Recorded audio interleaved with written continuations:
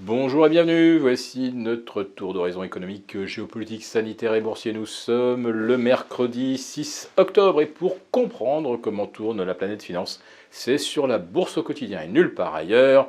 L'épisode du jour s'intitulera « Si vous ne savez pas pourquoi ça bouge, c'est que ça va finir dans le rouge ». Alors depuis le 1er octobre, on voit s'enchaîner des séquences portes de saloon sur les indices boursiers. Alors pas sur le pétrole et pas sur les taux d'intérêt, là où ça prend directement le chemin du Nord. En revanche, sur les actions, tantôt c'est du 1,5 à la hausse, tantôt 1,5 à la baisse, puis un gap à la baisse, et puis une reprise en V, et puis une rechute de moins 2,5%. Oui, 2,5%, vous reconnaissez, c'est aujourd'hui. Avec un CAC 40 qui s'enfonce à nouveau assez nettement sous les 6500 points.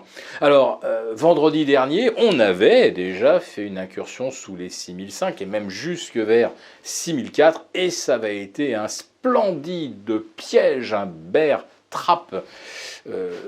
La plupart des analystes techniques avaient validé le 1er octobre un signal de rupture. Derrière, on les a fait courir après le papier au-delà des 6006. Et puis voilà qu'on retombe sous les 6005 et qu'on redéclenche à nouveau les mêmes signaux techniques baissiers que vendredi dernier. Mais entre-temps, eh bien, on aura littéralement nettoyé les positions neutres, les positions longues, baissières, etc. Quelqu'un doit probablement savoir où les marchés vont aller dans 10 jours, 15 jours, un mois. Mais dans un premier temps, vous ne comprenez plus rien. Et ça, je pense que c'est complètement délibéré. Mais je peux vous dire d'expérience que quand vous ne comprenez plus pourquoi ça bouge, eh bien c'est que ça va finir dans le rouge. Et là, je ne vois pas comment le nouveau signal baissier qui se déclenche va être cette fois-ci invalidé. Alors, ça fait presque une semaine qu'on tente de se convaincre que les taux d'intérêt vont rester sages.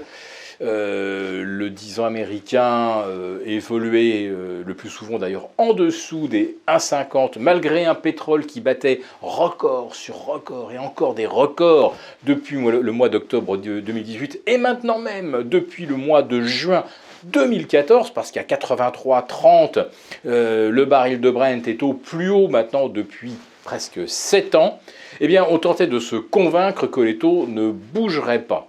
Bon, là, manifestement, on commence à comprendre qu'il va se passer quelque chose.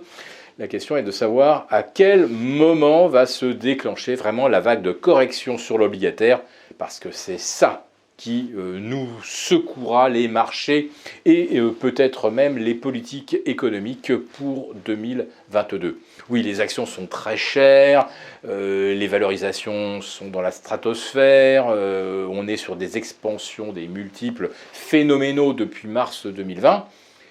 Certes, ça peut corriger et ça coûtera cher, mais l'obligataire, là, eh bien, il y a des positions titanesques. Comme vous le savez, le niveau de l'endettement mondial aujourd'hui s'élève, je crois, à 236 000 milliards de dollars. Donc c'est évidemment cette bulle-là qu'il faut surveiller. Et on sait que les banques centrales feront tout pour qu'elle n'éclate pas, sauf que, eh bien, à un moment, ça peut leur échapper. Donc à 1,50, tout allait bien, tout était sous contrôle. À 1,60, on va commencer à douter. Si on franchissait les 1,75 au cours des prochains jours, là, ça pourrait commencer véritablement à secouer. Donc, les matières premières commencent à corriger, mais le pétrole, lui, continue de monter.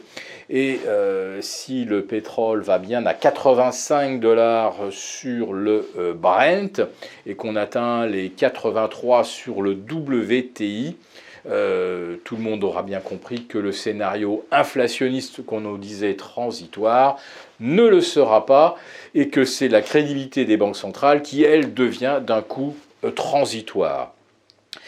Et puis, puisqu'on parle des banquiers centraux, eh bien, Elizabeth Warren, la sénatrice, je crois que c'est du Massachusetts, est revenue à la charge contre Jérôme Powell hier. Elle en a remis une grosse couche contre Jérôme Powell, disant que cet homme-là est incapable de maintenir la stabilité des marchés, que ses stratégies sont complètement inadaptées au contexte, et puis qu'autour de lui, ça spécule à tour de bras, et que le mandat de M. Powell ne devrait pas être renouvelé. C'est la deuxième fois en 4 jours que la sénatrice Warren appelle au non-renouvellement du mandat de Jérôme Powell. Or, c'est à peu près la seule certitude réconfortante qui, jusqu'à présent, animait les marchés. Peu importe qu'il y ait une nouvelle vague de pandémie, peu importe que l'économie ralentisse, si notre ami Jérôme Powell est toujours aux affaires en 2022 et jusqu'en 2026, alors tout va bien. Donc j'ai l'impression que là, cette possible éviction de Jérôme Powell, ça aussi, ça peut nous mettre les indices dans le rouge, et profondément dans le rouge, et pas que les actions, mais également les obligations. Et là, comme on dit, ça rigole plus. Si cette vidéo vous a plu, n'hésitez pas à nous mettre un pouce. On vous retrouve demain pour un live avec nos abonnés premium de la lettre des affranchis. Ne manquez pas ce rendez-vous, vu la tournure que prennent les événements.